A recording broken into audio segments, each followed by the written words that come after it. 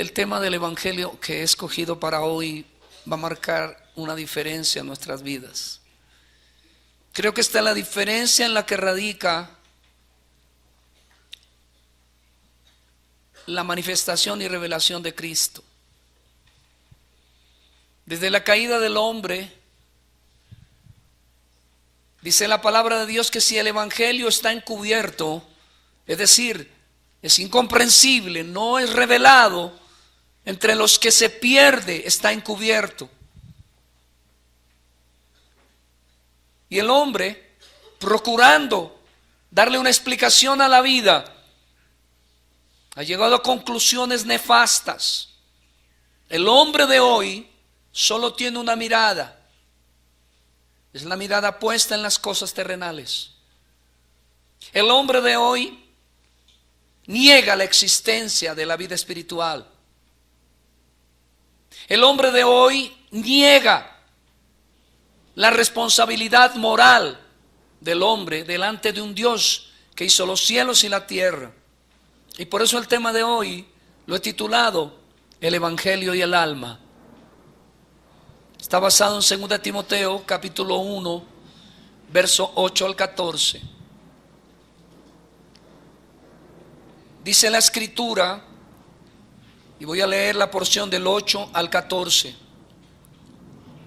Pablo le está escribiendo a Timoteo, su discípulo, un joven profundamente acobardado.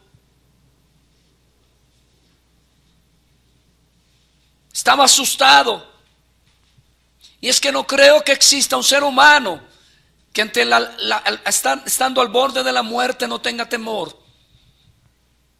Con razón, dice sabiamente Eclesiastés, que es mucho mejor estar en la casa de luto, en el funeral, que estar en la fiesta. Porque cuando se está en la casa de luto, reflexionamos sobre este tema. Y el Evangelio cobra una gran relevancia en ese momento. Timoteo está asustado, está acobardado. Por eso en esta carta es donde le dice ese famoso versículo que a veces nos repetimos unos a otros cuando estamos en desánimo, cuando tenemos miedo o cuando nos da pena hablar de Cristo, del Evangelio de Cristo. Pablo le dice a Timoteo: Dios no te dio espíritu de cobardía, sino de poder, de amor y de dominio propio. Y luego empieza a decirle esto, verso 8. Por tanto, no te avergüences de dar testimonio de nuestro Señor ni de mí, preso suyo, sino participa de las aflicciones. ¿Por qué? El Evangelio, según el poder de Dios, quien nos salvó y llamó con llamamiento santo, no conforme a nuestras obras, sino según el propósito suyo y la gracia que nos fue dada en Cristo Jesús antes de los tiempos de los siglos, pero que ahora ha sido manifestada por la aparición de nuestro Salvador Jesucristo, el cual quitó la muerte y sacó a luz la vida. ¿Y qué más? Y la inmortalidad. ¿Por qué? Por el Evangelio, del cual yo fui constituido predicador, apóstol y maestro de los gentiles, por lo cual asimismo padezco esto, pero no me avergüenzo, porque yo sé a quién he creído y estoy seguro que es poderoso para guardar mi depósito para aquel día. Retén la forma de las sanas palabras que me oíste en la fe y amor que es en Cristo Jesús. Guarda el buen depósito por el Espíritu Santo que mora en nosotros. Primer punto, no te avergüences. 2 Timoteo 1:8. Dice la escritura, leámoslo todos al unísono, por favor. Por tanto, no te avergüences de dar testimonio de nuestro Señor, ni de mí, preso suyo, sino participa en las aflicciones por el Evangelio según el poder de Dios. En los últimos años he leído varios libros que literalmente dicen que la iglesia de hoy se avergüenza de predicar el sencillo Evangelio de Jesucristo. Entre estos textos se destacan Avergonzado del Evangelio del Dr. John MacArthur y No me avergüenzo del Dr. Martyn Lloyd-Jones. Y creo que los dos coinciden en un hecho. Para la iglesia contemporánea, la prioridad es ofrecer felicidad total al individuo, alta estima de sí mismo. Nada de enseñar algo que hiera su autoestima. Nada de ofrecer algo que hiera su autoestima. De ahí se inventaron la famosa sanidad interior que algunas iglesias predican, y algunas de ellas se especializan ya en alcohólicos, ya en drogadictos, ya en homosexuales, ya en parricidas, porque pareciera que el sencillo evangelio, la cruz de Cristo, no tiene suficiente poder para cambiar los corazones de piedra en corazones de carne, y entonces toca darles un tratamiento diferente, distinto. Pero mientras yo reviso la Escritura, particularmente el Nuevo Testamento, no hallo en ninguna parte una terapia psicológica de parte de los apóstoles. No veo en ninguna parte una restauración, entre comillas, interior, sino lo que veo es apóstoles predicando con denuedo el sencillo evangelio de la cruz de Cristo. Y todos, aún los asesinos, homosexuales, ladrones, prostitutas, avaros, codiciosos, miserables, idólatras y paganos, de los cuales muchos, dice Pablo, éramos en el pasado, se convertían al Señor solo por la sencilla predicación del evangelio. Ahora parece que se requiere de muchas más metodologías y formas, porque el evangelio aparentemente ha perdido su eficacia. Y entonces Pablo le dice: no te avergüences. Y dije que el doctor MacArthur y el doctor Lloyd-Jones coinciden en un hecho. Para la iglesia contemporánea, la prioridad, dije, es ofrecer felicidad total al individuo, alta autoestima de sí mismo, autoconfianza, éxito y gloria de hombres, crecimiento, prosperidad económica, y todo ello es exactamente lo opuesto al verdadero evangelio.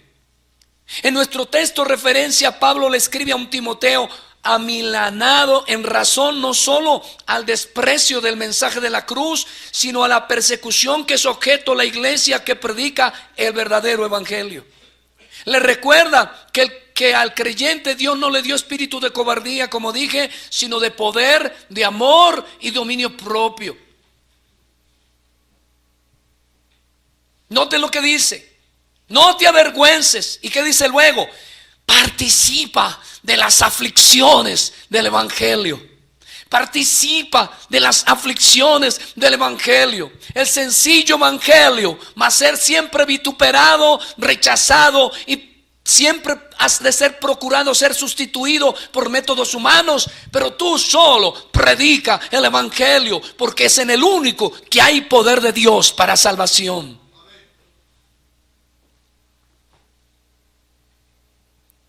Receptar, recibir, nacer por el evangelio de Cristo implica negarse a sí mismo y tomar su cruz, y esto es del todo despreciable para los que quieren vivir felices en esta tierra. Note usted lo que dice la Escritura en 2 de Timoteo capítulo 3 verso 12 y 13. Y también todos los que quieren vivir ¿cómo? Piadosamente en Cristo Jesús. ¿Qué sucederá? ¿Qué sucederá? Noten lo contrario a lo que ofrecen los psicólogos modernos en las iglesias. Tú necesitas una regresión. Yo recuerdo que mientras leía hace muchos meses, he echado una ojeada rápida en estos días, pero hace muchos meses leía detalladamente por tercera vez el Avergonzado del Evangelio de John MacArthur. Recuerdo en una parte, y lo voy a parafrasear para no quitarle el sabor original a MacArthur, reconocer que lo que fijé fue el sentido de lo que él dice. Él cuenta allí que algunas partes, en algunas iglesias, al pecado no le llaman pecado, sino debilidad. Al pecado no le llaman pecado, sino le llaman error, equivocación. Al pecado no le llaman pecado, sino le llaman trauma. La mujer llega, cuenta él, llega una mujer a una iglesia y le preguntan, ¿cuál es su problema? Es que soy fornicaria. Y le preguntan, ¿cuál es tu problema? Necesitas una restauración interior. Y la sientan. Y a la manera de los psicólogos freudianos que centran la divinidad en la sexualidad, porque eso es lo que hizo Freud, hacer del sexo un dios, le empiezan a hacer regresiones internas hasta llegar a la conclusión de que ella tiene una maldición generacional. Ya no es el pecado de ella, es culpa de la tatarabuelo que pecó y se lo contagió a la bisabuela, y esta a la abuela, y ella a su padre o a su madre, y ahora ella tiene este mal, pero no es responsabilidad de ella. Y estos mentirosos del evangelio, o mejor, los del evangelio de mentira, llegan a la conclusión que para ser sanada interiormente necesita perdonar a su mamá. Y ella perdona a su mamá y sigue fornicando porque no tiene ningún problema.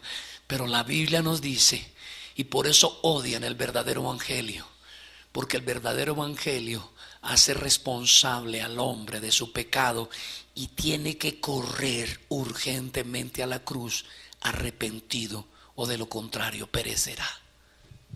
No hay tales métodos psicológicos. No os dejéis engañar por lo que veáis en estos días. No hay tales métodos. Solo hay uno: venir a Cristo. Dice que los que quieren vivir piadosamente, que padecerán persecución. Porque nacidos en el evangelio procurarán vivir el evangelio y proclamar el verdadero evangelio. Así que serán rechazados, menospreciados. Lo tuyo no funciona. Mira cuántas pocas ovejas tienes y el mío crece, ya sale en televisión, ya tengo canal propio, tengo sede propia. El mío es el verdadero evangelio. Pero Pablo le está diciendo a Timoteo, tú no te avergüences. Por pequeño y tonto que parezca para muchos, es el evangelio celestial, el sencillo evangelio que predicó Cristo, es el que tienes que predicar. Y cuando le dice que en otras congregaciones que él funde o organice ancianos, dice: nombra varones fieles e idóneos que enseñen lo que aprendieron tal como lo aprendieron. Recibir, receptar, recibir, nacer por el evangelio de Cristo, dije, implica negarse a sí mismo, tomar su cruz, y esto es del todo despreciable para los que quieren vivir libertinamente.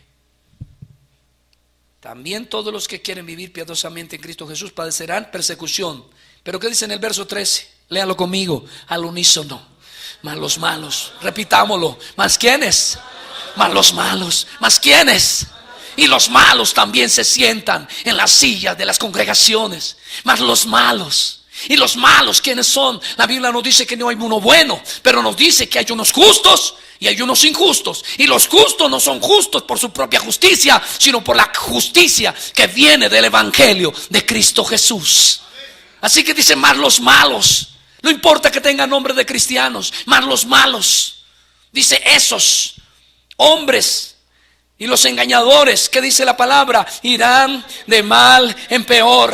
Sus vidas no cambian, sus vidas son una superficialidad. Fingen que dejaron el robo, fingen que dejaron el adulterio, fingen que dejaron el homosexualismo, fingen que dejaron todo, pero en el fondo de su corazón lo practican y se complace con los que lo practican. Ese no es el evangelio de Cristo. El evangelio de Cristo produce cristianos, y los cristianos se han de conocer mayormente en los postreros días, al final de los tiempos, como gente que vive y procura vivir piadosamente.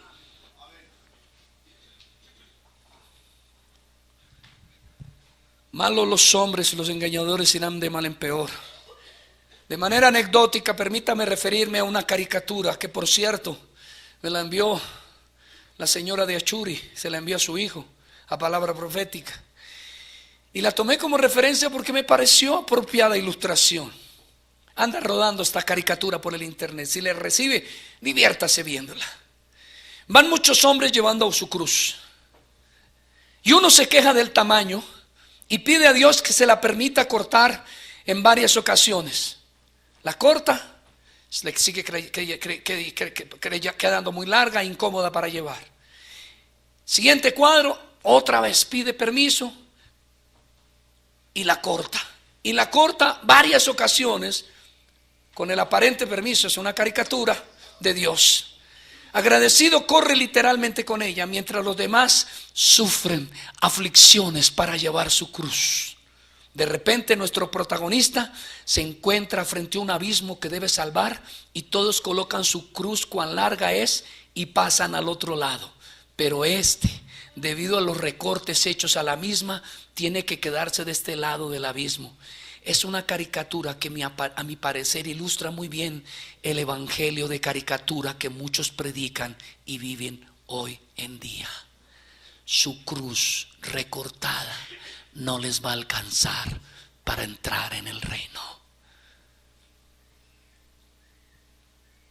Segundo punto, el evangelio y el alma.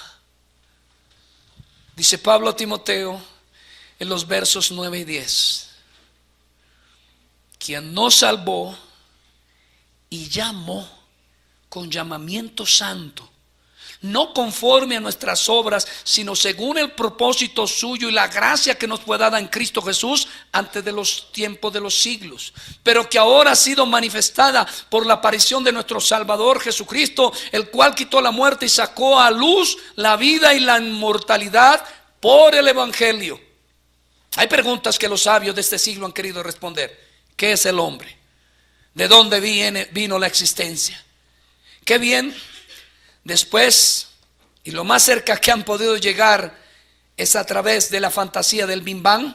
¿Cuántos recuerdan el Big Bang? La teoría del Big Bang, que la vida empezó por el choque Big y Bang. O la evolución de Darwin. El hombre, según el científico contemporáneo, el pensamiento científico contemporáneo, el pensamiento humano de estos días, dice: el hombre es un animal evolucionado hasta llegar a la cima de la escala, lo máximo de la evolución, pero finalmente es un animal. Esta es la única forma de vida existente, dicen, y no hay otra. Bueno, salvo si encuentran marcianitos, no hay otra forma de vida, afirman ellos. De la misma manera, quienes viven un falso evangelio, quienes no se diferencian en esto, han llegado a la conclusión de que solo hay una forma de existencia, y es esta, la terrenal. Escúcheme bien, las tres cosas que mueven hoy a los seres humanos en donde quiera que usted vaya: comida, bebida y sexo. Esa es la conclusión a la que usted ha llegado a la humanidad contemporánea. Entre los corintios de la época del apóstol Pablo hubo algunos hermanos, entre comillas, porque no sabemos si los eran o no. Hay impresiones que no, pero podrían ser hermanos confundidos. Pero algunos hermanos que negaban la resurrección. Es decir, según estos, el hombre no fue hecho cuerpo y alma, o en palabras del apóstol Pablo, cuerpo, alma y espíritu. La muerte señala para ellos el fin de toda existencia. Si así es, yo le tengo una pregunta. ¿Cuál es el sentido de la vida? Si todo acaba cuando yo muera, ¿cuál es el sentido de la vida? ¿Cómo se llama la predicación? El evangelio y el alma. Si todo termina cuando yo muera, ahora mismo estaba atravesando una crisis de mi salud ahí adentro, por eso no dirigí alabanza.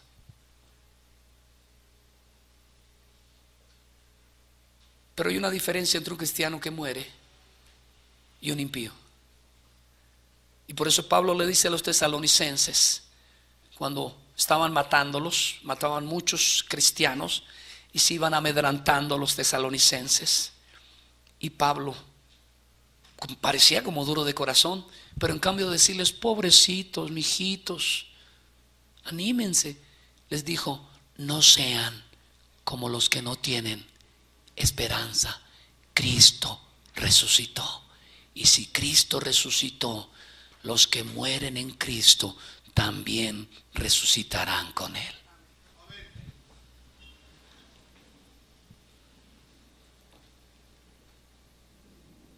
Si este mundo de maldad, de violencia y de justicia y muerte es todo, usted se ha puesto a pensar eso. ¿Cuántos tienen problemas eventualmente en la pareja? Yo levanto mi mano porque pensarán que los pastores no tenemos problemas. ¿Cuántos tienen eventualmente problemas de salud? Levanten sus manos. Esto parece que los estuviera asaltando, todos con las manos arriba.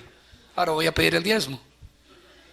¿Cuántos han tenido problemas graves con sus hijos alguna vez? ¿Cuántos han tenido problemas económicos? Y yo tengo una pregunta. Si esto es la única existencia, ¿tiene sentido? Con razón, Jean-Paul Sartre, uno de los representantes de la filosofía existencialista, llega a una conclusión: que la liberación para ellos es la muerte, porque ellos presumen que al morir dejan de existir. Pero eso es una estúpida presunción que la Biblia no contempla.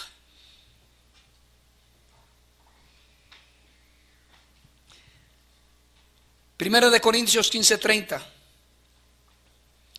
A los que negaban la resurrección de los muertos, Pablo les responde, a esos mismos corintios les responde: ¿y por qué nosotros peligramos a toda hora?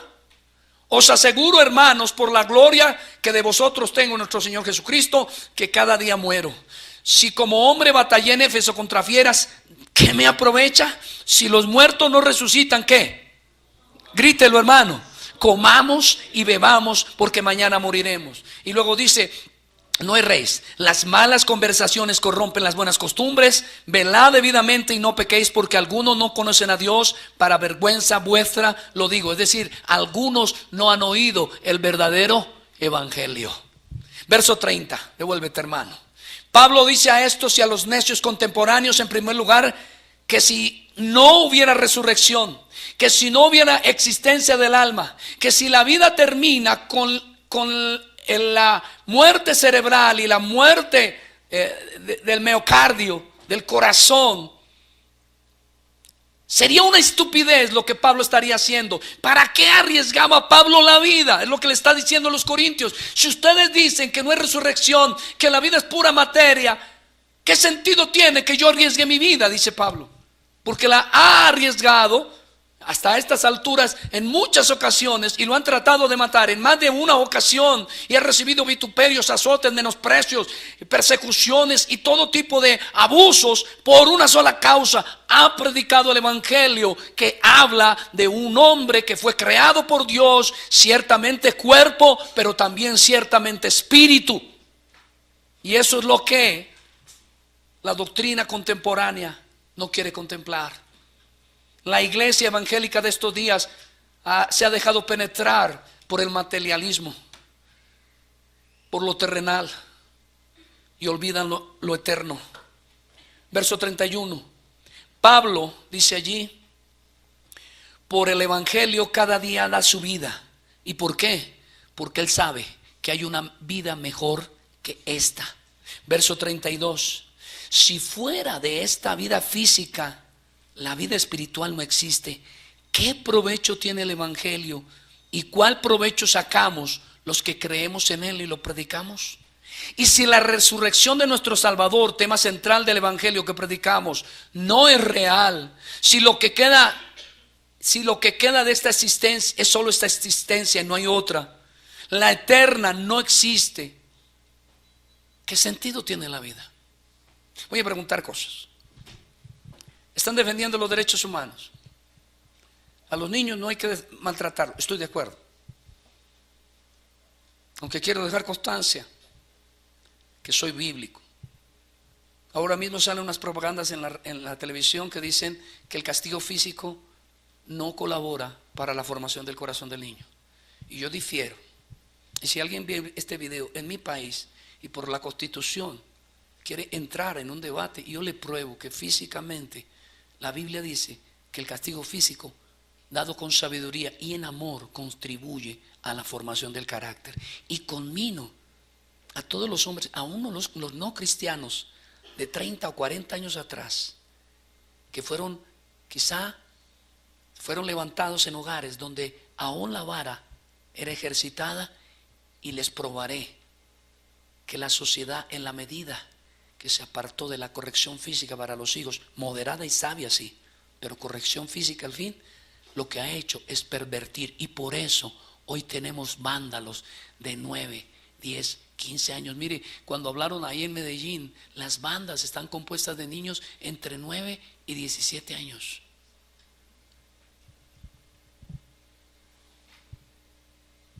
El Señor dice: corrige al muchacho, castígalo con vara, no morirá. Pero el hombre cree que sabe más. Como dijo un policía asustado en cierta entrevista que le hicieron: ya no quiero entrar a ese barrio. Los niños, tengo miedo. Cuando veo un poco de niños de 8 años jugando en un parque, ya no quiero entrar, porque de entre esos niños hay más de uno armado y ya han matado a algunos compañeros a bala. Los niños, estos mismos que hablan de estos derechos, que no son derechos reales, porque el que conoce los derechos que tenemos es Dios. Estos mismos les han dado todas las herramientas para que sus crímenes queden impunes. A la niña que puñaleó a otra, la mató de 2 puñaladas, si acaso le cobrarán 4 años, tirando a 3, con la posibilidad que sea 2, y por buen comportamiento en 1 año sale. Eso vale la vida.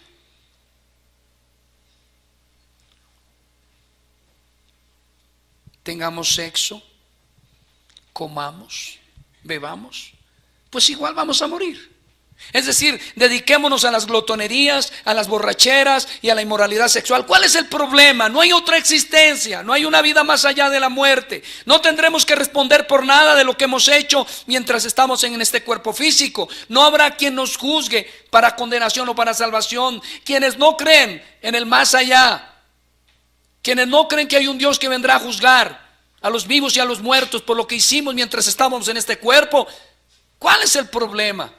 ¿Por qué cada día hay más sicarios? ¿Por qué cada día más maldad? Porque no hay temor de Dios en sus ojos. Y por eso aborrecen el Evangelio, porque el Evangelio habla de esto. Ahora bien, en el verso 33 Pablo añade inmediatamente: no erréis. ¿Qué dice Pablo? No se equivoquen. Porque cuando se les predica en una iglesia, hermanos, como cierta secta que ustedes van a reconocer rápidamente, traigan la foto, traigan el trigo, la cebada, y pasen por debajo de este palo que es la cruz, y les va a ir bien. Y cuando las iglesias evangélicas, porque no son evangélicas, porque no predican el verdadero evangelio, parecen evangélicas, les enseñan métodos de sanidad interior, a otros dicen: no, usted no es la que fornica, usted no es el que adultera, usted tiene un demonio de adulterio. ¿Qué demonio tan confianzudo? Fuera en el nombre de Jesús. Y la persona queda eximida del pecado del adulterio. ¿Acaso la Biblia dice que los 10 mandamientos fueron dados Para los ángeles, por favor, claro que la ley moral de Dios es eterna, y los ángeles que están en honra la guardan, y los ángeles que no la guardaron, dice la Biblia, que están ya proscritos, ya condenados a prisiones eternas, dice el apóstol Santiago o Judas, si mal no recuerdo. Pero ese evangelio barato quiere eximir a la gente de la responsabilidad del pecado, y por eso esas iglesias son multitudinarias. He venido diciendo en otros sermones que no tengo nada contra el crecimiento. Creo que todo pastor quiere crecer su iglesia, pero crecer predicando el verdadero evangelio de Cristo.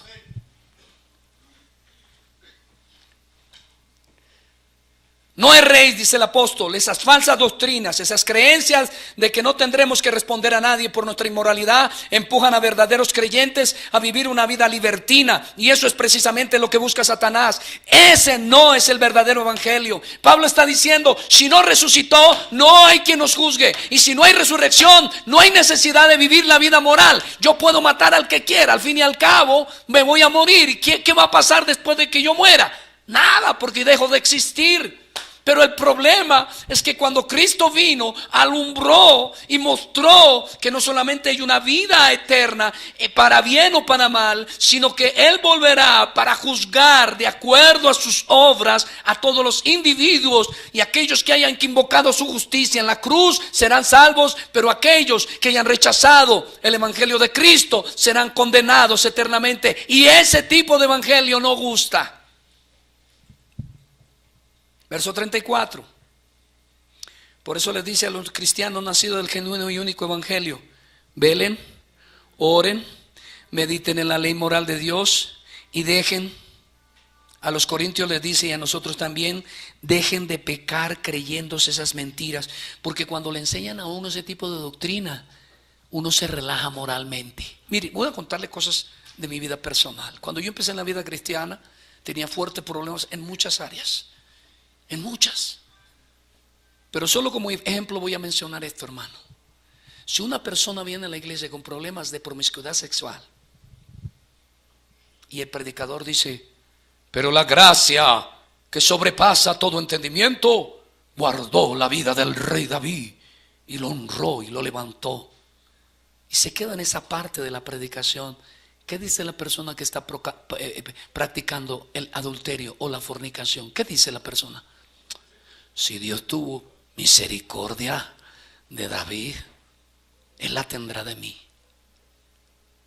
Pero el verdadero evangelio no dice eso. Arrepentíos, el reino de los cielos se ha acercado, y si vuestra justicia no es mayor que la de ellos, no heredaréis el reino de los cielos. Y ese es el evangelio que nos gusta. Dice: para su vergüenza y la nuestra lo predica Pablo, ya que en el caso de los corintios tenía una forma de vivir que blasfema el nombre de Cristo. Si bien Pablo no se atreve a decir que son falsos creyentes, sí los trata como a carnales, como a naturales, como a gente que no ha ido al verdadero evangelio. Y en Hebreos advierte que el evangelio genuino se compone de doctrinas básicas. Hebreos 6:1. Mire lo que dice la escritura, porque algunos dicen evangelio es creer en Cristo y pare de contar. Pero la escritura dice: por tanto, dejando ya los rudimentos de la doctrina de ¿quién? Vamos adelante, ¿hacia dónde? No echando otra vez el fundamento del arrepentimiento, de la fe en Dios, de la doctrina de bautismo, de la imposición de mano, de la resurrección de los muertos y del juicio eterno. El verdadero evangelio habla, advierte, continuamente recuerda: hermanos, y hoy sea el día. Ustedes van a tener que responder por lo que hagan en sus cuerpos a Cristo cuando vuelva. Y más les vale que se hayan abrazado, que se hayan acogido a la cruz y obedientemente estén haciendo lo que Él manda, porque Él dice: si me amáis, guardad mis mandamientos. No os engañéis, dijo el apóstol Pablo. Los homicidas, los parricidas, los homosexuales, los borrachos, los avaros, los codiciosos, que son idólatras, entre otros muchos más, no heredarán el reino de los cielos. ¿Qué quiere decir eso? Que al momento de mi muerte Y hoy me sentí muy mal adentro, hermanos. Les pido oración por mi salud. Al momento de mi muerte, más vale que si he invocado el nombre de Cristo y he tenido el tiempo, esté procurando vivir una vida piadosa. Cuando alguien muere en adulterio, cuando alguien muere en borrachera, cuando alguien muere practicando el homosexualismo, cuando alguien muere practicando la codicia, le tengo una pregunta: ¿qué certidumbre tiene usted bíblica de que fue salvo? Y yo le respondo, de acuerdo a mi parecer bíblico, ninguna. Porque dice que estos, los que practican tales cosas, no solamente las practican, sino que se complacen con las que lo practican, y por lo cual están destituidos de la gloria de Dios.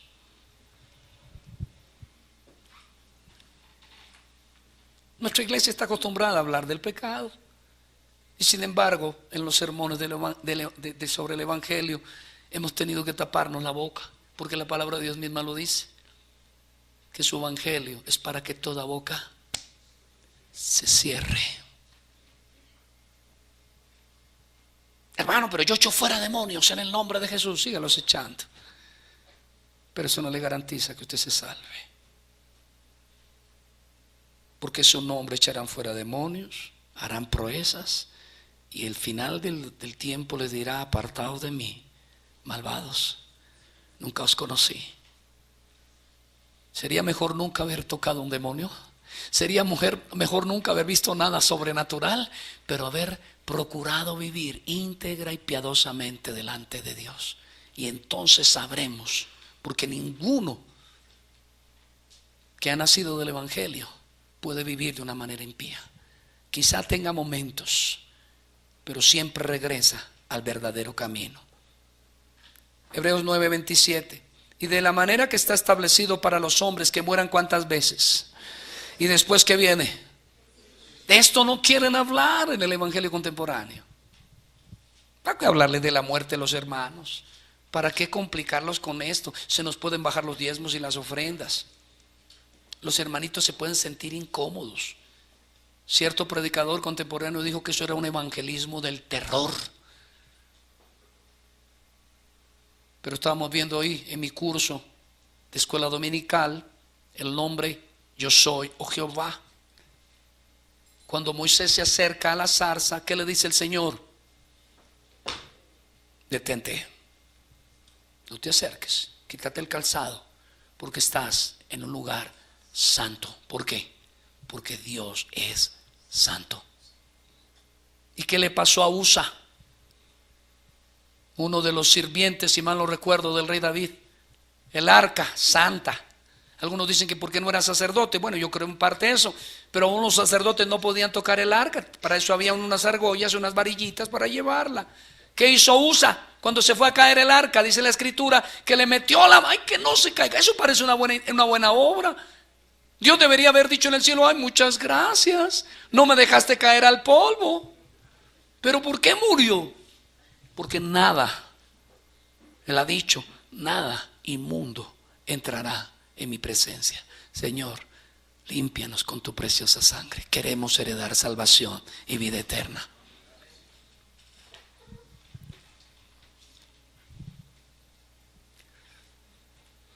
Así también fue Cristo ofrecido una sola vez para llevar los pecados de muchos, y aparecerá por segunda vez en relación con el pecado para salvar a los que en Él esperan. Es decir, no se engañen. Hay una vida después de esta, para su bien o para su mal, según decidan a quién servir, si a sus vientres o a Dios. Esto es lo que es el Evangelio. Por eso el odio visceral contra Cristo, su Evangelio, sus siervos, sus escogidos. Por ello mató Herodes a Juan el Bautista. ¿Cuántos sacerdotes habían en tiempo de Herodes y Juan el Bautista? Muchos. Algunos dicen que Anás, otros podrían decir que Caifás. Pero ¿quién mataron? ¿A quién mataron? A Juan. ¿Por qué? Porque le gritaba el Evangelio: Herodes, tú sabes que de acuerdo a la ley moral de Dios te es vedado dormir con la hija de tu esposa. Tú lo sabes, eso es pecado contra la ley moral de Dios. Y los que no son del Evangelio se ofenden. Los que somos del Evangelio pecamos, pero cuando nos lo gritan, lo amamos, porque entendemos que debemos volver a la cruz, correr, afianzarnos, meter lo cojo en el camino, quitarnos todo peso y todo pecado que nos asedia. Pero los que no son del Evangelio, aunque tengan la Biblia bajo el brazo, aborrecerán estas verdades que contiene el verdadero Evangelio de Jesucristo. ¿Por qué ese marido no quiere venir a la iglesia? ¿Usted cree que porque él es católico? No, mija, es que yo soy católico, yo le respeto su religión. No es eso. Ay, es que yo soy de tal religión. Eso no es verdad. Eso esconde solo una cosa: esa persona no quiere enfrentar su pecado y arrepentirse, y justifica su manera de vivir con una falsa religión. Le echa agüita a la herida para tratar de curar un poco superficialmente, pero está podrido. Como dijo Isaías en el capítulo 1: todo hombre por su pecado, paráfrasis mío, es llaga podrida desde la corona hasta la planta de los pies.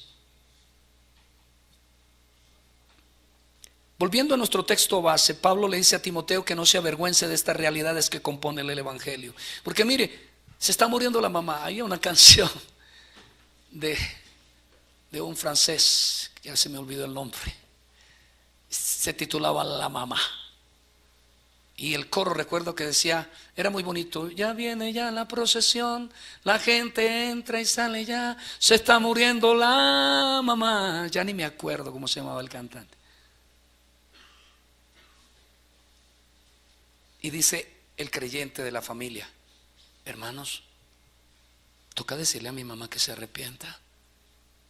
Está abrazando ahí esa estatua de, no sé, de San Quintín, su camándula de su religión budista. Estoy inventando para no que nadie se dé por aludido. Y le dicen los hermanos incluso: no, qué falta de misericordia. ¿Cómo le vas a hablar de eso a mi madre? Y el creyente tiene que pararse y decirle: si no le hablas tú, le hablo yo. Porque la falta de misericordia es saber que va a ir al infierno y no hacer nada por evitarlo. Por eso Pablo le dijo a Timoteo: predica el Evangelio, insta a tiempo y cuando se están muriendo, que parece que ya están fuera de tiempo.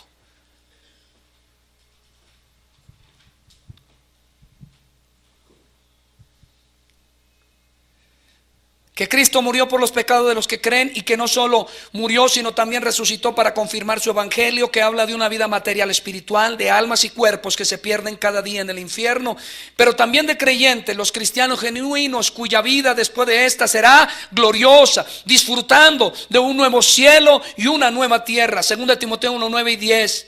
Quien nos salvó y llamó con llamamiento santo, no conforme a nuestras obras, sino según el propósito suyo y la gracia que nos fue dada en Cristo Jesús antes de los tiempos. Voy a parar ahí.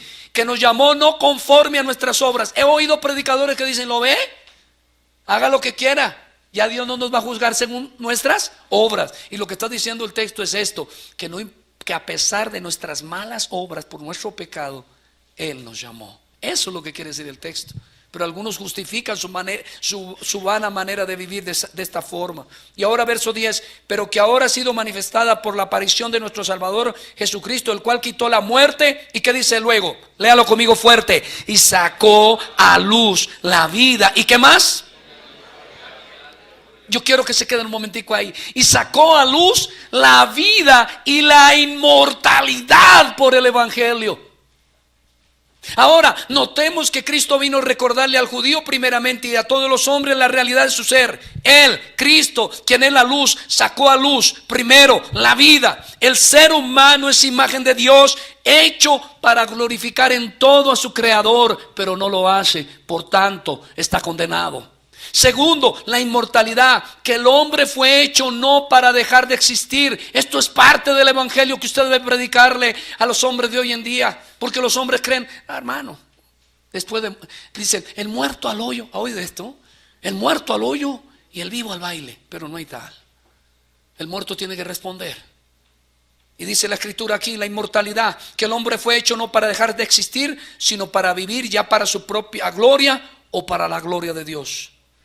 Miren lo que dice Juan 1:4 con respecto a la vida. En él, ¿en quién? En Cristo estaba la vida, y la vida ¿qué es? La luz de los hombres. Y con respecto a la inmortalidad, mire lo que dice Eclesiastés 3:10-11. Yo he visto el trabajo que Dios ha dado a los hijos de los hombres para que se ocupen en él. Todo lo hizo hermoso en su tiempo, y ha puesto ¿qué? Eternidad en el corazón de ellos, sin que alcance el hombre ¿a qué?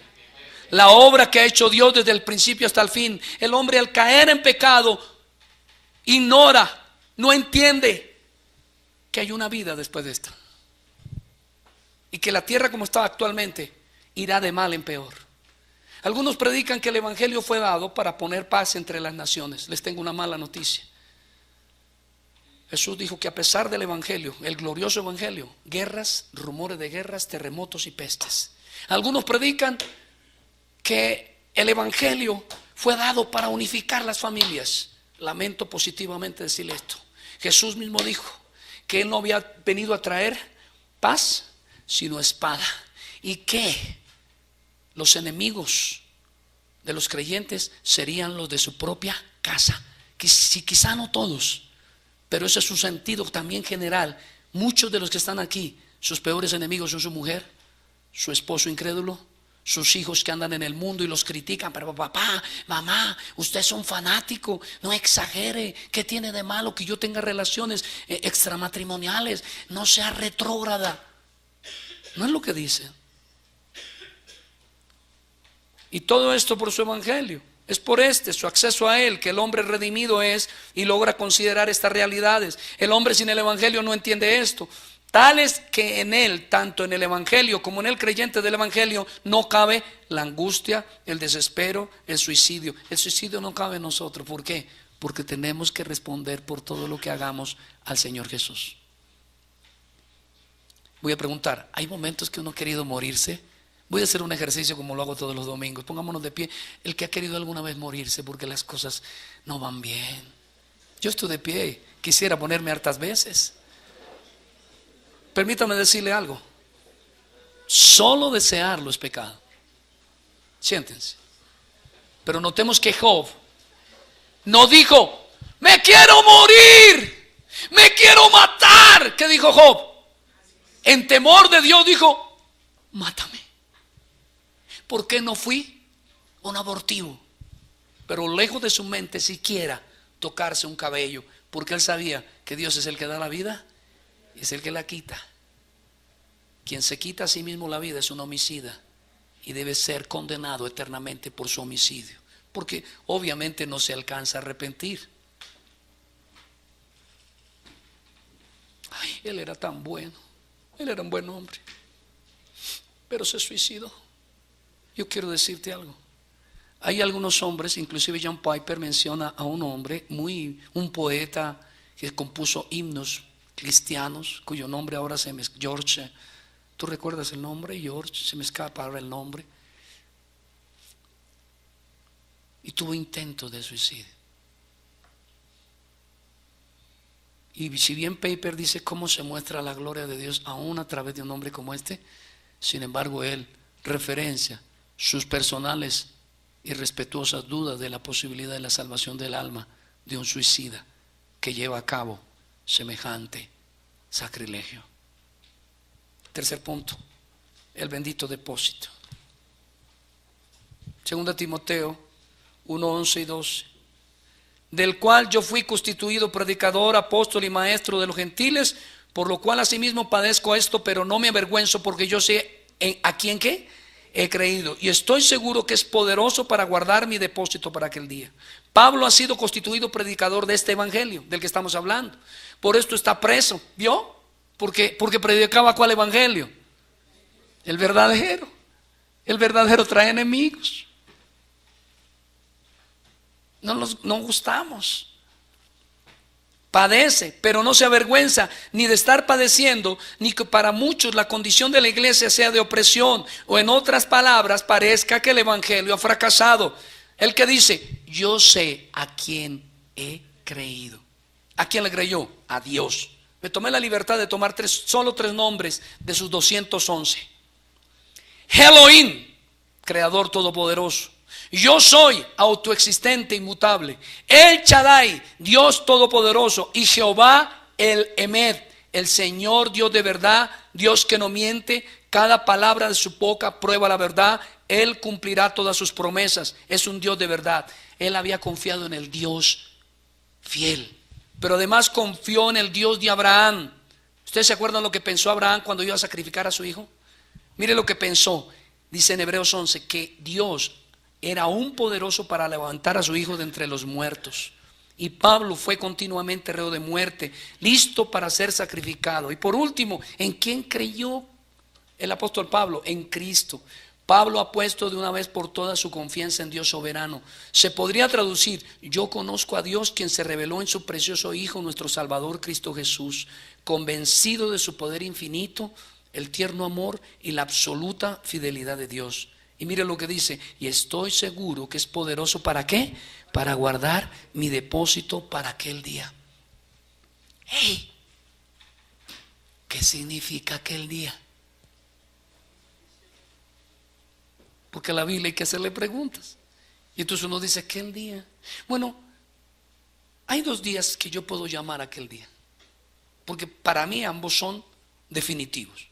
Hay un aquel día cuando Cristo regresará y cogerá al señor Achuri, cogerá al hermano Alfredo, cogerá al hermano John y cogerá a cada ser humano y lo confrontará con sus obras y lo juzgará.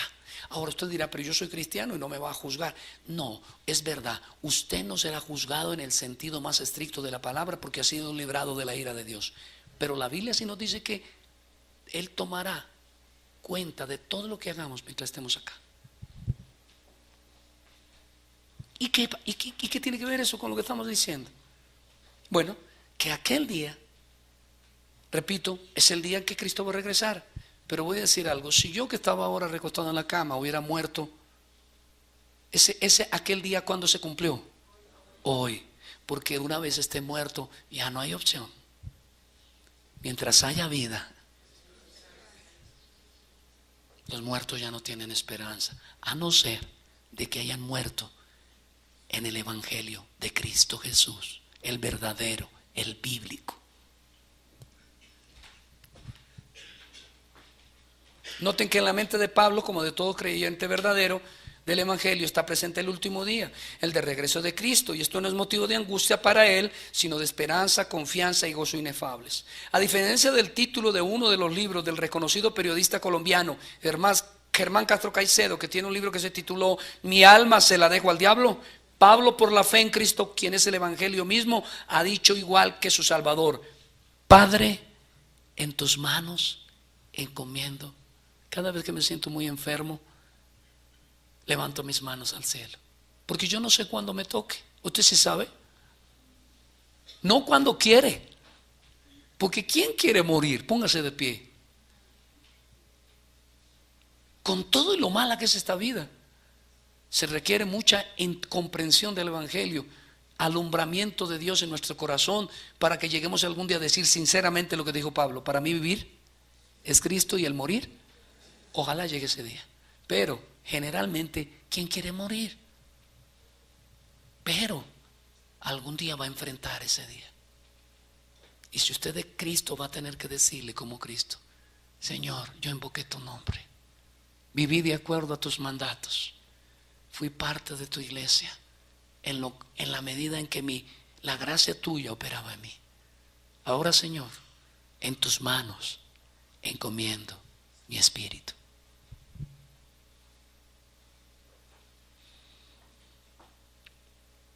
¿Qué significa la palabra depósito? Tres opiniones cortas. En primer lugar, se refiere al Evangelio de Cristo específicamente. 2 Timoteo 1, 13 y 14. Retén la forma de las sanas palabras que de mí oíste, en la fe y amor que es en Cristo Jesús. Guarda que el buen depósito por el Espíritu Santo que mora en nosotros. ¿Qué es lo que Dios le había encomendado a Pablo? el Evangelio. ¿Qué Pablo le encomendó a Timoteo? El Evangelio. Y por supuesto, implícitamente también está el alma y está la vida, tanto de Pablo como de Timoteo. Cuarto y último punto, y aquí quiero terminar. Hay tanto que decir del Evangelio. Hay no menos de 30 títulos que tengo. Seguramente no voy a predicarlos todos en esta ocasión. Pero si no entendemos el Evangelio, no seremos salvos. La religión no salva. Cuarto punto, su alma. Por favor, dígaselo al que tiene a su lado. Dígale, su alma le pertenece a Dios.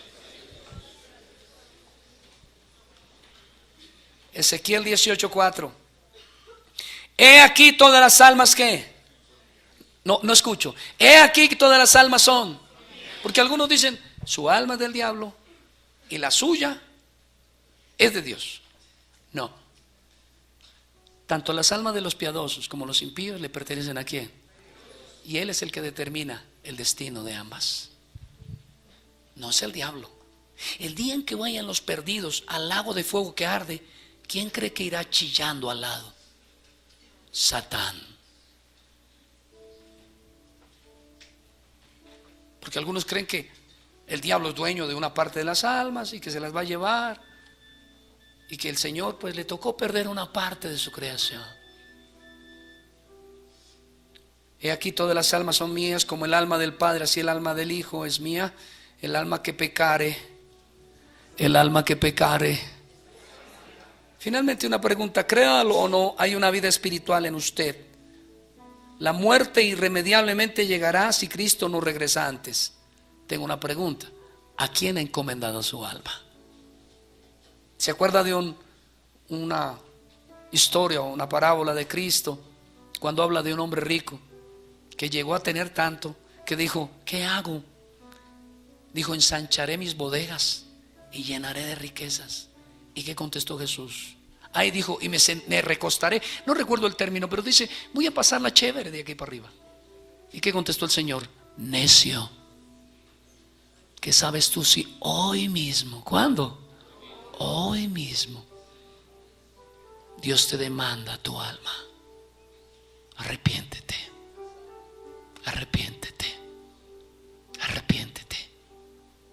En el nombre de Jesús. Es Dios mismo quien hoy habla por su palabra, por su escritura, por su Biblia, a vuestra conciencia. Las almas con sus cuerpos, todas les pertenecen al Señor. Él las creó, la suya, la de su Padre, la de su Hijo. El que pecare morirá eternamente. Su Padre, si no viene al arrepentimiento, también morirá eternamente. Su Hijo, ese consentido, ese que usted tiene idolatrado, si usted no le confronta y no le habla del Evangelio de Cristo y él no se arrepintiere, también perecerá en el infierno. Las almas son con sus cuerpos, dije, todas les pertenecen al Señor. Pero este es el Evangelio, las buenas noticias. Dios todavía tiene buena voluntad para con los hombres, para todos los que con arrepentimiento y fe se acercan a Él. Mire lo que dice Isaías 57:16. Mire lo que dice. Porque no contenderé para siempre, ni para siempre, ¿qué? Pues decaería ante mí el espíritu y las almas que yo he creado. Lo que estaba diciendo proféticamente el Señor es que vendría el tiempo de la reconciliación. ¿Qué fue lo que dijeron los ángeles cuando Cristo nació? Gloria a Dios en las alturas y paz y buena voluntad de Dios para con los hombres. Y buena voluntad de Dios para con los hombres. Quiere decir, en la sangre de Cristo el Padre dice, en ella perdono, en ella restauro, en ella salvo, en ella bendigo. Fuera de ella todos los demás están condenados. Juan capítulo 11 verso 25. Le dijo Jesús, yo soy la resurrección y la vida. El que cree en mí, aunque esté muerto. ¿Entiende por qué amo el Evangelio? Porque cuando usted pasa los 50 años, pónganse de pie los que tienen más de 50 años. Cuando usted pasa los 50 años, si es que Dios se lo permite, siéntense por favor. Hay una constante retroalimentación de la conciencia que le dice: el tiempo se está agotando. Cada día estás más cerca a ese día. Lamentablemente, digo, por el pecado, no así a los menores. Cuando tenemos menos de 50, creemos que la vida la tenemos en la mano. Bendito el Señor que nos regaló la senitud. Bendita la senitud. Bienvenida sea. Porque los hombres de Dios, dice en el Antiguo Testamento, los que obedecieron al Señor, dice que murieron en buena vejez. Que Dios se complazca en nosotros regalándonos una buena vejez. Yo lo decía ahora que me sentía tan maluco: Señor, yo te prometo, ahora sí, por favor, escribir los libros que tengo reprimidos, y lo voy a hacer. Y yo espero que ustedes me ayuden para publicarlos. No me quiero llevar eso en mi conciencia. Hay mucho que decir y hay poco en español. Y no soy un gran erudito, pero en un país de ciegos, el tuerto es rey. Y ustedes tienen un predicador tuerto.